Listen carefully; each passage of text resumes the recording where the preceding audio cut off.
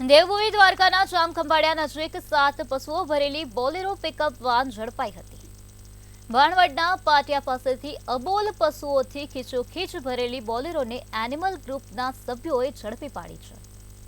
Police દ્વારા પશુઓને સહી સલામત રીતે નજીકના પાંજરાપોળ ખાતે લઈ જવામાં આવ્યા છે। એક બોલેરો પિકઅપમાં આધાર પુરાવા વગરના ક્રૂરતાપૂર્વક ભરેલા 7 પશુ મળી આવ્યા હતા।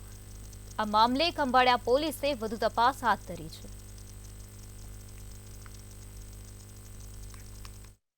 આજરોજ જામખંભાળિયા ભાણવર પાટિયા પાસે એક નંદીનો અકસ્માત થતા અમારે એનિમલ કેર ચેરિટેબલ ટ્રસ્ટની ટીમ ત્યાં સારવાર દરમિયાન હતી।